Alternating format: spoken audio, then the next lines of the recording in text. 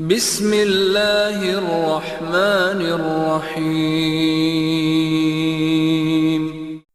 اعوذ باللہ السمیع العلیم من الشیطان اللعین الرجیم۔ بسم اللہ الرحمن الرحیم۔ الحمد للہ رب العالمین، والصلاة والسلام علی سید الانبیاء والمرسلین، خاتم النبیین ابی القاسم محمد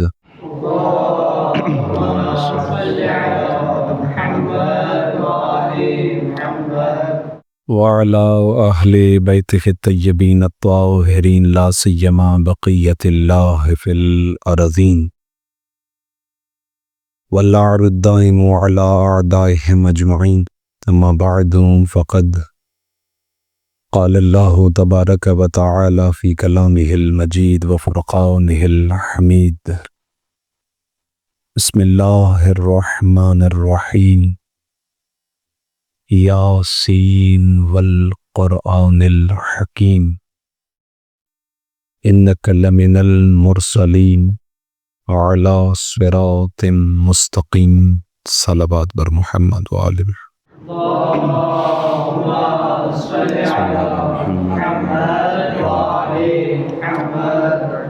حضرات گرامی قدر، بیان تفسیر کے عنوان سے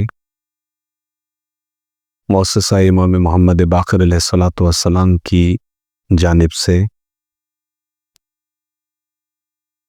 قرآن فہمی اور ربط قرآن اور انسیت قرآن کے لیے ماہ رمضان کی پہلی تاریخ سے ایک سلسلہ جاری و ساری ہے، اور مجھ سے پہلے آپ نے قبلہ مولانا سید مبشر زیدی صاحب کو سماعت فرمایا کہ جو سورہ مبارک قدر کے مطالب آپ کی خدمت میں پیش کر رہے تھے۔ آج یعنی 11 رمضان المبارک سے 20 رمضان المبارک تک بندہ حقیر آپ کی خدمت میں سورہ مبارک یاسین کے تفسیری مطالب پیش کرنے کی سعادت حاصل کرے گا۔ اس سلسلے میں میرے لیے آسانی یہ ہے کہ کچھ ابتدائی ایسے مطالب کہ جب بھی تفسیر کے باب میں گفتگو ہوگی تو ابتداً ان کو پیش کرنا ضروری ہوتا ہے، اور چونکہ وہ مطالب کسی حد تک گزشتہ دروس میں بیان ہو چکے ہیں، لہٰذا ان تفاصیل سے صرف نظر کرتے ہوئے ہم براہ راست سورہ کی طرف آئیں گے، اور چونکہ اس درس میں حاضرین سے زیادہ جو غائبین افراد ہیں جو کہ بعد میں اس درس کو سنتے ہیں، ان کو بھی ملحوظ نظر رکھنا ہے اور ملحوظ خاطر رکھنا ہے، لہٰذا ہمارے مجمع میں گویا ہر سطح کا فرد موجود ہے، لہٰذا حتی الامکان یہ کوشش ہوگی کہ آپ کی خدمت میں سورہ کے آسان اور ظاہری معانی کو ملحوظ خطر رکھا جائے، اور جس مقام پر تفصیل کی گنجائش ہوگی تو انشاءاللہ وہ تفصیل بیان کی جائے گی۔ البتہ حتی الامکان یہ کوشش ہوگی کہ قیل و قال و لیت و لعل کی گفتگو سے صرف نظر کی جائے۔ اس کی وجہ یہ بھی ہے کہ اس سورہ کی کل جو آیات ہیں وہ 83 ہیں، ایک بہت بڑی تعداد ہے، اور اگر ان کے موضوعات کو بھی ذکر کیا جائے، مثال کے طور پر چونکہ یہ سورہ مکی ہے تو اس کے اندر وہ موضوعات زیادہ ہیں کہ جو رسول خدا کی مکی زندگی سے تعلق رکھتے ہیں۔ دین اسلام درجہ بدرجہ آہستہ آہستہ سے بیان ہوا ہے، تو جو اس کے کلیات ہیں، مرکزی عقائد ہیں، جیسے توحید ہے، جیسے معاد ہے، جیسے خود نبوت و رسالت کا عقیدہ ہے، یہ وہ اہم کلی اور موٹے موٹے عقیدے ہیں کہ زیادہ تر مکی سورے ایسے ہی موضوعات پر مشتمل ہیں۔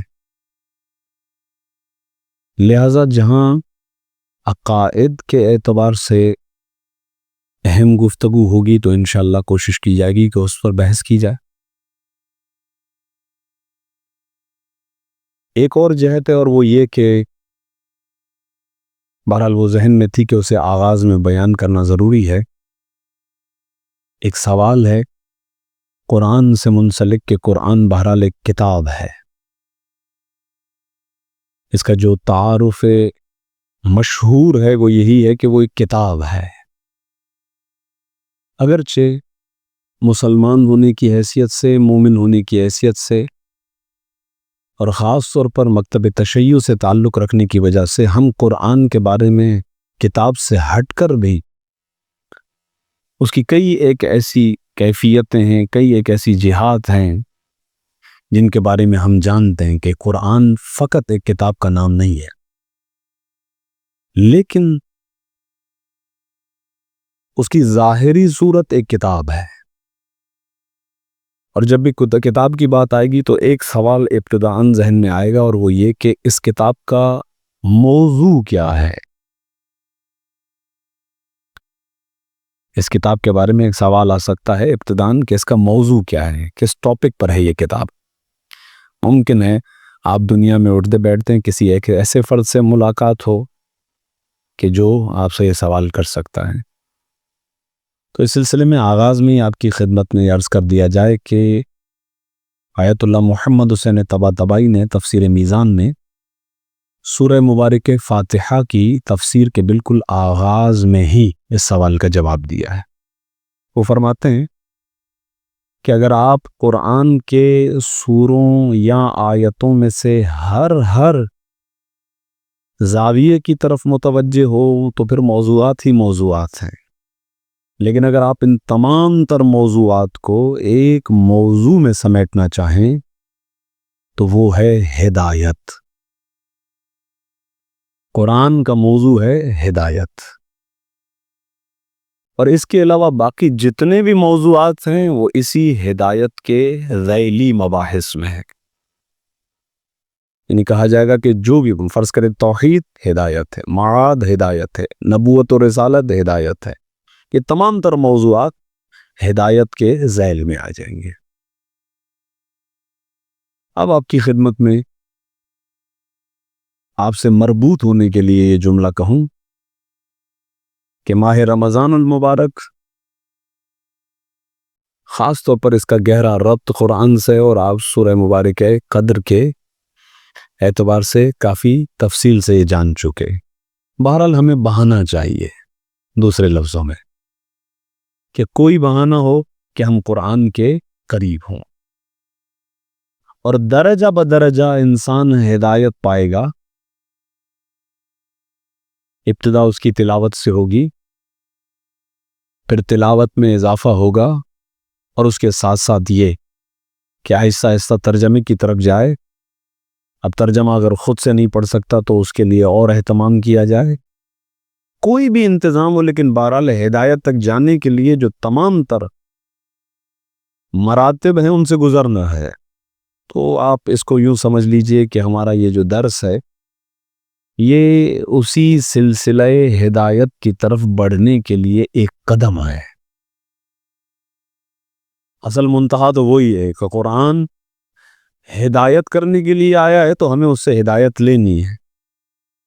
اس کے لیے میں آپ کی خدمت میں ایک چھوٹی سی مثال دیتا ہوں، عوامی مثال ہے، سطحی مثال ہے کہ جب کوئی آپ پروڈکٹ خریدتے ہیں، کوئی چیز خریدتے ہیں تو اس کے اندر جو ہے ایک چھوٹا سا کتابچہ ہوتا ہے اس پروڈکٹ کے بارے میں۔ عرض کروں کہ یہ بالکل ایک سچائی ہے کہ اکثریت جو ہے اس کو نہیں پڑھتی اور ڈائریکٹ اس چیز کو استعمال کرنا شروع کر دیتی ہے، جبکہ مناسب یہی ہے کہ پہلے اس کتابچے کو پڑھا جائے، کیونکہ اس کتاب کے اندر یہ واضح لکھا ہوا ہوتا ہے کہ یہ پروڈکٹ جو ہے کیسے چلانی ہے تاکہ زیادہ عرصہ چل سکے، اور کیسے نہیں چلانی ہے کہ جس کا نتیجہ یہ نہ نکلے کہ وہ ختم ہی ہو جائے یا خراب ہو جائے۔ بس آسان زبان میں سمجھانے کے لیے یہ مثال آپ کی خدمت میں عرض کی کہ انسان ایک پروڈکٹ ہے، خدا کی بنائی ہوئی ایک مخلوق ہے۔ اس کے لیے جو پروردگار عالم نے ساتھ کتابچہ بھیجا ہے وہ ہے قرآن۔ اس قرآن کو پڑھتے جانا ہے، اپنی زندگی کو سنوارتے جانا ہے۔ قرآن ہدایت ہے۔ لہذا سورہ مبارکہ یاسین ان چند ایک سوروں میں سے ہے کہ جس کے بارے میں یہ کہا جا سکتا ہے کہ کئی ایک ایسے موضوعات اس کے اندر ہیں جو بڑی اہمیت کے حامل ہیں، اور اگر آپ کہیں کہ تمام تر سوروں میں سے ایسی کیا چیز ہے کہ جس کو الگ کرے باقی تمام سوروں سے، تو مشہور و معروف حدیث ہے کہ ان لکل شیء قلبا، ہر شے کا کوئی نہ کوئی دل ہوتا ہے، وقلب القرآن یاسین، اور قرآن کا دل یاسین ہے۔ تو الحمدللہ ہمیں براہ راست دل اور قلب سے گفتگو کرنے کا شرف حاصل ہو رہا ہے۔ انشاءاللہ آپ سماعت فرمائیں گے، حتی الامکان کوشش ہوگی کہ سورہ کے اندر جو استعمال ہونے والے الفاظ ہیں ان الفاظ پر بھی دقت کی جائے، آسان مفہوم آپ کی خدمت میں پیش کی جائے، اور ابتداً ظاہر ہے کہ آپ کی خدمت میں سب سے پہلے چاہوں گا کہ سورہ کی فضیلت کے چند ایک فقرات پیش کیے جائیں گے۔ اچھا، یہ چیز واقعاً تھوڑی سی حیرت میں ڈالنے والی ہے کہ شیخ عباس قمی اپنی کتاب مفاتیح الجنان کا آغاز سورہ مبارکہ یاسین سے کرتے ہیں۔ چند ایک سورے انہوں نے رکھے ہیں، اس میں آغاز سورہ مبارکہ یاسین سے ہے، اور تفاسیر کے اندر اس سورے کی فضیلت میں اتنی روایات ہیں، بلکہ ایک تفسیر میں نے یہ بھی دیکھا کہ وہ کہتے ہیں شاید ہی کوئی ایسا سورہ ہو جس کی اتنی فضیلت بیان کی گئی ہے جتنی سورہ مبارکہ یاسین کی فضیلت بیان کی گئی ہے۔ خاص طور پر تفسیر نور الثقلین کے اندر بڑی طولانی روایات ہیں، ان کو بھی نقل کیا گیا ہے، لیکن یہ خلاصہ جسے شیخ عباس قمی نے نقل کیا ہے یہ کئی ایک روایات کا خلاصہ ہے۔ میں چاہتا ہوں کہ اس خلاصے کو آپ کی خدمت میں ابتداً پیش کیا جائے تاکہ زیادہ سے زیادہ استفادہ ہو، اور یہ روایات اس لیے بھی ہیں تاکہ ہمارا شوق اور ہماری رغبت بڑھے۔ بہرحال یہ مزاج انسانی ہے، پہلے پوچھتا ہے کہ فائدہ کیا ہے۔ بس اس مزاج کو ملحوظ خاطر رکھا ہے خود پروردگار نے بھی، ائمہ معصومین علیہ الصلوۃ والسلام نے بھی افراد کے سامنے یہ فضیلتیں بیان کی ہیں۔ تو موضوع ہدایت ہے، نازل ہدایت کے لیے کیا گیا ہے، لیکن فوائد بہت زیادہ ہیں، برکت بہت زیادہ ہے، اثرات اس کے بہت زیادہ ہیں جو بہرحال انسان کی زندگی میں انسان ان کا مشاہدہ کر سکتا ہے۔ لہذا یہ چند ایک باتیں آپ کی خدمت میں ابتداً پیش کرتا ہوں۔ ایک مرتبہ درود بھیجیں محمد و آل محمد، اللہم صلی علی محمد و آل محمد وعجل فرجہم۔ حتی الامکان کوشش یہ ہوگی کہ ہمارا درس طولانی نہ ہو، ایک ایسے معین وقت کے اندر درس مکمل ہو کہ آپ آسانی سے انشاءاللہ اس کو سن سکیں۔ سورہ مبارکہ یاسین، اس کے فضائل میں نے عرض کیا کہ بہت زیادہ ہیں۔ سب سے پہلے ختمی مرتبہ حضرت محمد مصطفیٰ صلی اللہ علیہ وآلہ وسلم، اللہم صلی علی محمد۔ پہلی جو روایت بیان کرتے ہیں وہ اس طرح سے ہے کہ جو شخص خدا کی خوشنودی کے لیے اس کی تلاوت کرے، اس کا مطلب یہ ہے کہ آغاز بڑا اچھا لیا ہے انہوں نے، تو ہمیں بھی توجہ کرنی ہے۔ بہرحال جیسے جیسے انسان کی معرفت بڑھتی ہے تو اس کی دعائیں بھی بدلتی ہیں۔ آغاز میں اس کے پاس اتنا علم نہیں ہوتا ہے، معرفت نہیں ہوتی ہے، یعنی اگر آپ اس کو سمجھنا چاہیں تو آپ کے لیے بڑی آسانی ہے۔ ممکن ہے کہ آپ کو یاد ہو کہ شب قدر میں یا 15 شعبان کی رات یا عریضے لکھتے وقت آپ نے کیسی کیسی دعائیں مانگی تھی بچپن میں۔ اب آپ سوچیں گے تو تھوڑا سا آپ کو عجیب لگے گا، بڑے ہوئے آہستہ آہستہ معرفت بڑھی تو بہت ساری چیزیں آپ کے سامنے عجیب ہو گئیں کہ ان چیزوں کا کیا مانگنے کا فائدہ۔ تو معرفت سے انسان کی دعاؤں میں بھی فرق آ جاتا ہے۔ تو آپ سورہ یاسین کی تلاوت کیوں کریں؟ اب اس کے پیچھے بھی کئی ریزنز ہو سکتے ہیں، علتیں ہو سکتی ہیں، لیکن آغاز جس روایت سے کر رہا ہوں وہ ہے خوشنودی پروردگار، خدا راضی ہو جائے، اور یقیناً اس سے بڑی کوئی اور نیت ہونی نہیں چاہیے، اس لیے کہ خدا راضی ہے تو پھر تو سب کچھ ہی مل جائے گا، اسی لیے کہ اس کے خزانوں میں کوئی کمی نہیں ہے۔ اگر کوئی شخص خدا کی خوشنودی کے لیے سورہ مبارک یاسین کی تلاوت کرتا ہے، پہلی چیز خدا اس کے گناہوں کو معاف کر دے گا۔ ماہ رمضان بھی اسی لیے آیا ہے کہ حتی الامکان ہم اپنے گناہوں کو معاف کروائیں۔ خطبہ شعبانیہ میں آپ سن چکے ہیں کہ بڑا بدبخت ہوگا وہ شخص کہ اتنا عظیم مہینہ آ گیا پھر بھی اپنے گناہوں کو نہ بخشوا سکے، تو سورہ یاسین اس میں آپ کی ہیلپ کرے گا۔ پھر اس کے بعد اس سورے کا ماہ رمضان میں ایک آیہ شریفہ کی تلاوت سے ایک ختم قرآن کا ثواب، یہ عام دنوں کی بات ہے کہ سورہ یاسین کا یہ کمال ہے کہ جو شخص خدا کی خوشنودی کے لیے سورے کو پڑھتا ہے تو پروردگار عالم سورہ مبارک یاسین کی تلاوت کے بدلے 12 ختم قرآن کا ثواب عطا فرماتا ہے، 12 مرتبہ گویا ختم قرآن کیا۔ اس کے بعد فرماتے ہیں کہ اگر کسی مریض کے پاس تلاوت کیا جائے، یہ نقطہ میں رکوں گا اس لیے کیونکہ یہ اہم ہے، مشہور ہو گیا ہے یہ سورہ کہ کوئی نہ جا رہا ہو اس دنیا سے تو اسے بھیجنے کے لیے سورہ مبارک یاسین ہے۔ آغا نقن نے اپنی تفسیر میں اس کی طرف اشارہ دیا ہے، آیت اللہ علی نقی النقوی، وہ اپنی تفسیر میں اس بات کی طرف اشارہ دیتے ہیں کہ یہ ہمارے معاشرے کا جو ہے وہ قرآن کے ساتھ رویہ ہے کہ اس سورے کی پہچان ہی یہ بنا دی گئی ہے کہ اس کو اب ٹھیک ٹھاک بندہ پڑھے گا ہی نہیں، اس خوف کی وجہ سے کہیں میں نہ چلا جاؤں۔ تو بہرحال یہ سورہ فقط اس چیز سے خاص نہیں ہے، ہاں اس کے فوائد ہیں کہ ایسا شخص کے بہرحال جو اس دنیا سے جا رہا ہے اس کے لیے بہت مفید ہے، عرض کرتا ہوں۔ جب یہ سورہ کسی مریض کے پاس تلاوت کیا جائے تو اس کے سامنے ہر حرف کے بدلے 10 فرشتے صف بستہ ہو کر نازل ہوتے ہیں، ہر حرف کے بدلے وہ فرشتے آ کر اس شخص کے لیے مغفرت کرتے ہیں اور اس کی روح کے قبض ہونے تک اس کے ساتھ رہتے ہیں، اس کے جنازے میں اس کے ساتھ چلتے ہیں، اس پر نماز پڑھتے ہیں اور اس کے دفن میں شریک رہتے ہیں، اور ان تمام اعمال کے دوران استغفار کا سلسلہ جاری ہے۔ اسی طریقے سے اگر کوئی مریض وقت نزا، بالکل آخری وقت اتمیہ کے تقریباً اس دنیا سے جا رہا ہے، تو پھر اگر اس کے لیے پاسبل ہو تو خود وہ پڑھے یا کوئی اور شخص اس کے ساتھ بیٹھ کر اس سورے کی تلاوت کرے۔ اب یہ جو چیز سامنے آئی ہے نا تو فقط اس زاویے کو لے لیا گیا کیونکہ آگے فوائد بہت زیادہ ہیں۔ تو جو شخص جب اس دنیا سے جانے والا ہوگا اور اس وقت اس کے لیے سورہ مبارک یاسین کی تلاوت کی جائے گی تو رضوان جنت، بہشت کے پانی کا ایک کاسا، ایک برتن، ایک ظرف لا کر اسے دیتا ہے، اسے پلاتا ہے، اور وہ شخص سیراب ہو کر اس دنیا سے جاتا ہے، اور جب اپنی خبر سے اٹھے گا تو پروردگار عالم اسے سیراب اٹھائے گا، یہاں تک کہ روایت یہ کہتی ہے کہ اسے قیامت کے دن پھر کسی حوض پر جانے کی بھی ضرورت نہیں پڑے گی، کسی نبی کا بھی محتاج نہیں ہوگا، یہاں تک کہ وہ سیرابی کی کیفیت میں جنت میں داخل ہو جائے گا۔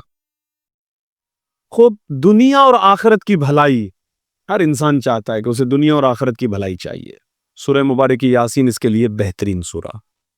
فرماتے ہیں کہ جو شخص سورہ یاسین پڑھے پروردگار عالم اسے دنیا اور آخرت کی بھلائی عنایت کرتا ہے، قیامت کی ہولناکی اور دنیا کی بلاؤں سے اسے بچا لیتا ہے، ہر شر سے پروردگار عالم اس کی حفاظت فرماتا ہے اور ہر حاجت کو پورا کرتا ہے۔ کتنی عطائیں ہیں اس سورے کے اندر۔ جو شخص اس سورے کی تلاوت کرے اسے 20 حج کا ثواب ملتا ہے، سبحان اللہ۔ اور جو سن رہا ہو یعنی تلاوت کو سنیں، اگر پڑھ نہ سکتے ہو چلیں سن لیتے ہیں، تو پروردگار عالم اسے 1000 نور، 1000 رحمتیں، 1000 برکتیں پروردگار عالم اسے عطا فرماتا ہے۔ ایسی یہ چیزیں ہیں کہ جو اسے ہر مصیبت سے نجات دیں گی۔ دن اور رات میں اس کی تلاوت کا بہت زیادہ ثواب ہے، خوب ہے۔ اس کے علاوہ اور بھی بہت ساری باتیں بہرحال روایات کے سلسلے میں ہیں جو اس کی فضیلت کے باب میں ہیں، انشاءاللہ خود یہ ایک مستقل موضوع ہے، یعنی سوروں کے فضائل، یہ ایک مستقل موضوع ہے۔ تو انشاءاللہ بامید خدا ایک وقت پھر یہ بھی آئے گا کہ انشاءاللہ اسی ادارے کی جانب سے اس موضوع سے منسلک بھی باتیں پیش ہوں گی انشاءاللہ۔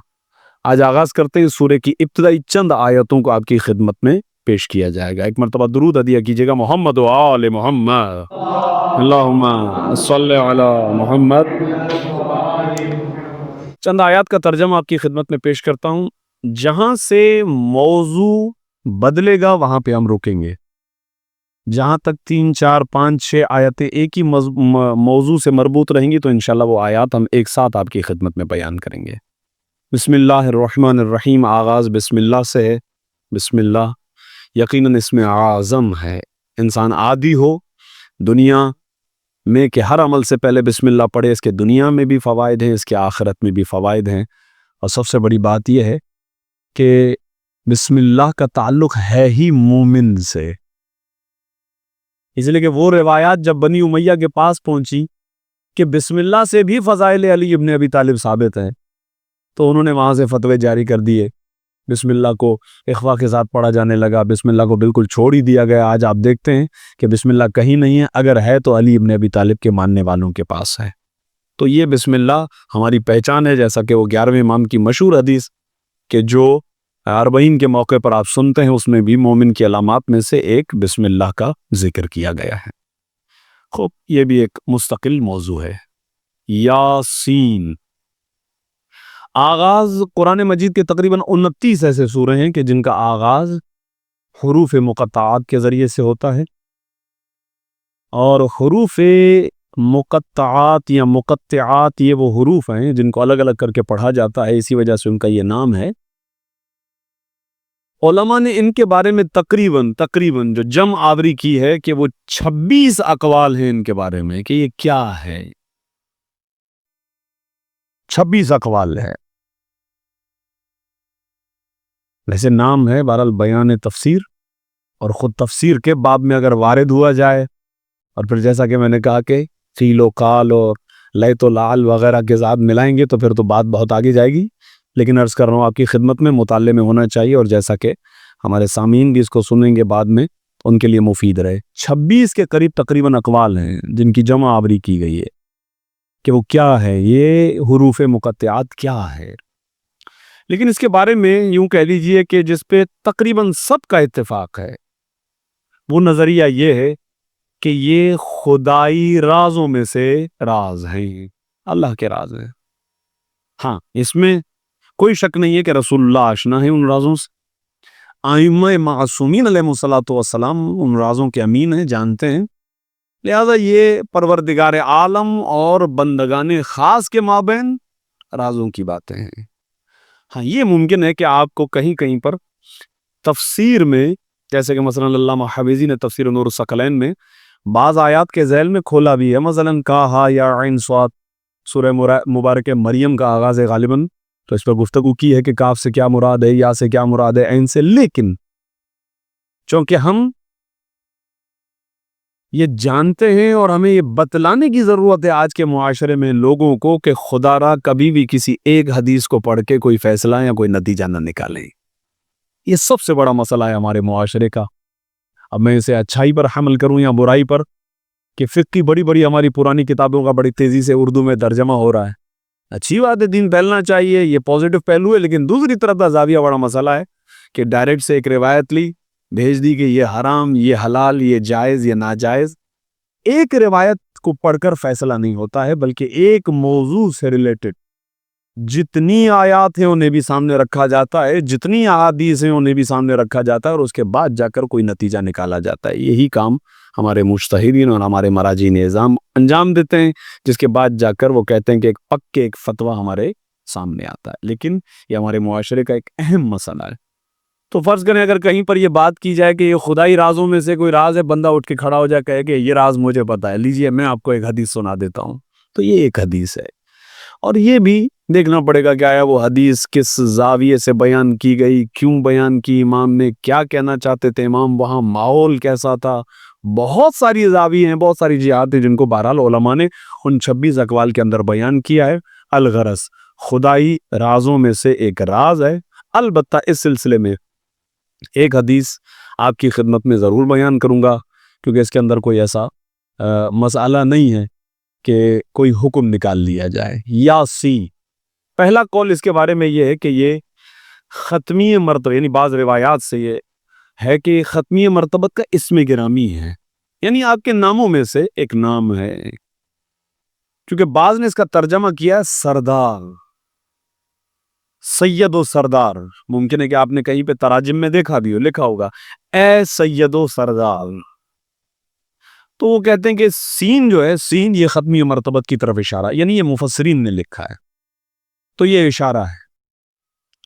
یا بعض مفسرین نے لکھا ہے کہ سین یا سامع، اور یہاں پر سامع سے مراد رسول خدا ہے، کہ پروردگار عالم کے حکم کو، پروردگار کے اوامر کو بہترین انداز میں سننے والے ہیں. اے سامع. ہاں البتہ اس کے اندر تھوڑا سا مفسرین کے مابین احتمالات ہیں. پہلا یہ کہ آیا یہ یا حرف تہجی ہے اور سین بھی حرف تہجی ہے، اس طریقے سے یہ دو الگ الگ حرف ہیں، یا اس طرح سے کہ یہ شروع میں آنے والا یا حرف ندا. حرف ندا اب چونکہ میرے سامنے تو لا تشریف فرمائے، لیکن یقین مانیے گا کہ میں آپ کو خاطر میں نہیں لاؤں گا. اس کی وجہ فقط یہ ہے کیونکہ ہمارے زیادہ تر سننے والے جو ہیں وہ ہمارے ساتھ آن لائن کنیکٹ ہوں گے انشاءاللہ، تو میں اس کو اسی لیے سطحی انداز میں بیان کروں گا. ندا یعنی پکارنا، ایسا حرف جس کے ذریعے سے پکارا جائے، ورنہ آپ کے سامنے یقیناً یہ ترجمہ کرنے کی بھی ضرورت درپیش نہ آتی.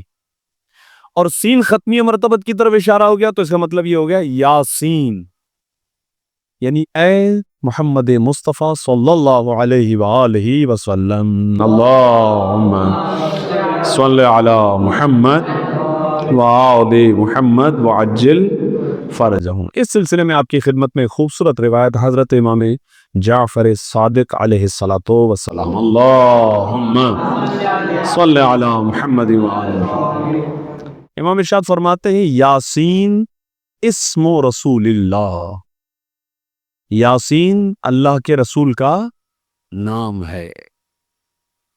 والدلیل علی ذلک قولہ تعالی، اور اس بات پر دلیل کہ یہ اللہ کے رسول کا نام ہے، اس کی دلیل کیا ہے؟ اللہ کا یہ قول. وہ قول کیا ہے؟ اگلی دو آیتیں، انک لمن المرسلین علی صراط مستقیم. کیونکہ یہ خطاب براہ راست ختمی مرتبت سے ہے، لہٰذا یہ نام ہے رسول اللہ کا. یہ چھٹے امام، یہ حوالہ تفسیر نور الثقلین کے اندر یہ روایت موجود ہے. تو ختمی مرتبت کا نام ہے، لہٰذا یہ مشہور قول تھا جو آپ کی خدمت میں بیان کیا گیا. رسول خدا سے خطاب کے بعد فوراً قسم آئی ہے، والقرآن الحکیم. واو واو قسمیہ ہے، یعنی میں قسم کھاتا ہوں. یہ واو اشارہ دے رہا ہے اس بات کی طرف کہ یہ کلام قسم پر مشتمل کلام ہے. اللہ کی قسم وہ تو جب ہم کھائیں گے تو ہم اللہ کی قسم کھاتے ہیں، لیکن چونکہ خود اللہ قسم کھا رہا ہے اپنے کلام میں، تو یہاں پر خدا قرآن کی قسم کھا رہا ہے.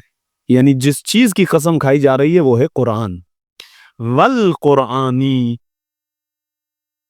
اے سید و سردار، اے میرے محبوب، اے یاسین، قرآن کی قسم. کون قرآن؟ الحکیم. یہاں پر لفظ الحکیم کے ذریعے سے قرآن کی توصیف بیان کی گئی ہے. ہماری اصطلاح میں کہا جائے تو یہ لفظ الحکیم قرآن کی صفت ہے. اردو میں بھی لفظ استعمال ہوتا ہے کہ یہ صفت ہے. البتہ یہ بات بہت ہی اہمیت کی حامل ہے کہ یہ جو صفت ہے الحکیم خدا کے ناموں میں سے ایک نام بھی ہے. انبیاء میں سے بعض انبیاء کے ساتھ یہ لفظ الحکیم کا بھی استعمال ہوا ہے. الحکیم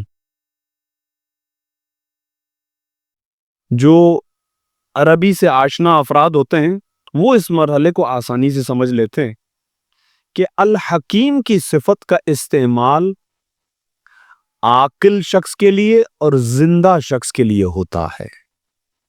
حکیم یہ ایک ایسی صفت ہے، یعنی جب اس شکل میں ڈھلے. ایک ہوتا ہے حکمت والا ہے، وہ ایک الگ چیز ہے، یعنی مصدر نکال کے پھر کہا جائے کہ جناب یہ قرآن اس کے اندر حکمت ہے، وہ تو ٹھیک. لیکن قرآن کو حکیم کہنا باقاعدہ اس شکل کے اندر صیغہ صفت کے ساتھ، اب آپ اسے صفت مشبہ کہیں یا صیغہ مبالغہ کہیں علماء حضرات، اس صورت کے اندر لفظ حکیم کا استعمال جب بھی ہوتا ہے تو وہ عاقل شخص کے لیے اور زندہ شخص کے لیے ہوتا ہے۔ اس کا مطلب قرآن کی اگر حکیم صفت بیان کی جا رہی تو اس کا مطلب یہ ہوا کہ قرآن گویا زندہ معجزہ ہے، ایک زندہ حقیقت کا نام ہے قرآن۔ اور پھر ظاہر ہے کہ یہ قرآن بعض روایات میں ہے کہ مجسم بھی ہوگا، کلام بھی کرے گا، اور جو لحاظ کرنے والے ہیں قرآن ان کا معید بنے گا، ان کی مدد کرے گا کل قیامت کے دن کے پروردگار یہ وہ افراد ہیں کہ جنہوں نے میرے حق کی رعایت کی ہے، اور جنہوں نے چھوڑ دیا ان کے بارے میں بھی کہے گا پروردگار جو ہے ان لوگوں نے مجھے چھوڑ دیا۔ تو گویا ایک زندہ و عاقل کی حیثیت رکھتا ہے یہ قرآن۔ واقعاً والقرآن الحکیم انک لمن المرسلین علی صراط مستقیم، وہ بات جس کے لیے قسم کھائی جا رہی ہے۔ ایک سوال یہاں پر آتا ہے، بس اسے بیان کرتا ہوں اور ان 2 آیات کا ترجمہ پیش کر کے آپ کی زحمتوں کو تمام کروں گا۔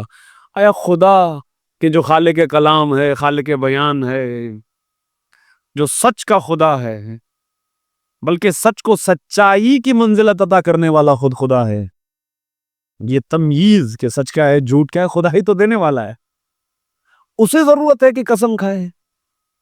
یہ ایک سوال آ سکتا ہے کہ کیا خدا کو ضرورت ہے اس بات کی کہ وہ قسم کھائے؟ ہمیں ضرورت پڑتی ہے، ہماری باتیں کبھی کبھار بے وزن ہو جاتی ہیں، یا زیادہ بولنے کی وجہ سے باتوں کی اہمیت کم ہو جاتی ہے، تو قسم کھا کے ذرا بھاری بنا دے بات کو۔ لیکن خدا کو واقعاً اس جہت سے تو ضرورت ہی نہیں ہے، اس لیے کہ وہ خالق کلام ہے، خالق حق و سچ ہے۔ تو علماء یہاں پر بیان فرماتے ہیں کہ خدا جب قسم کھاتا ہے تو 2 زاویے بالکل سامنے کے ہیں۔ پہلا، وہ بات بڑی اہمیت کی حامل ہے جو بتلانا مقصود ہے، جو بات اب بتائی جائے گی، اور دوسرا، اس چیز کی عظمت اور جلالت بتلانا بھی مقصود ہوتی ہے کہ جس کی قسم کھائی جا رہی ہے۔ یہ 2 باتیں ہیں، اور یہاں پر پہلی بات کیا ہے جس کی قسم کھائی جا رہی ہے وہ کیا ہے؟ قرآن۔ والقرآن الحکیم، اس قرآن کی قسم کے جو حکمت بھرا ہے، یہ قرآن حکمت بھرا ہے، تو قرآن کی قسم، یعنی قرآن کتنی عظمت و جلالت والی چیز ہے۔ اور وہ بات جو بتلانی ہے جس کی وجہ سے قرآن کی قسم کھائیے، وہ 2 باتیں، ایک انک لمن المرسلین، آپ مرسلین میں سے ہیں، آپ رسولوں میں سے ہیں، ایک علی صراط مستقیم، آپ صراط مستقیم پر ہیں، آپ مسلمان ہیں، مومن ہیں، مکتب تشیع سے تعلق رکھتے ہیں، اچھے گھرانے میں آپ کی تربیت ہوئی ہے، بچپن سے لے کے ایک دینی اور مہذب معاشرے کے اندر زندگی بسر کر رہے ہیں۔ آپ کے لیے یہ بات واقعی عجیب ہے، آپ کہہ رہے ہیں کیا بات ہو گئی؟ بھائی ہمیں پتہ ہے رسول ہے، وہ ہمیں پتہ ہے کہ وہ صراط مستقیم پر ہیں، لیکن یہ سورہ مکی سورہ ہے، تھوڑا سا جائیں گے ہم اس زمانے کی طرف کہ جہاں رسول اللہ کو جھوٹا نعوذ باللہ من ذالک کہا جا رہا ہے، جادوگر کہا جا رہا ہے، کیا کچھ نہیں کہا جا رہا۔ ایسے عالم میں پروردگار عالم قرآن کی قسم کھا کے رسول اللہ کا مرتبہ، رسول اللہ کا اسٹیٹس ان کے سامنے بیان کر رہا ہے، یہ ہمارے رسولوں میں سے ہے، اور یہ سیدھے راستے پر ہے، وہ راستہ کہ جو راستہ میری بارگاہ تک لے کر آنے والا راستہ ہے۔ انشاءاللہ سلسلہ گفتگو یہیں سے آگے بڑھے گا۔ دعا کرتے ہیں پروردگار عالم سے کہ پروردگار ہمیں قرآن کا انس نصیب فرمائے، قرآن کی تعلیمات کو سمجھنے کی توفیق عطا فرمائے، اور قرآن کے اوامر و احکام کا پابند بننے کی توفیق عطا فرمائے، اور اس قرآن کے ذکر کے ذریعے سے ہمارے قلوب کو منور فرمائے۔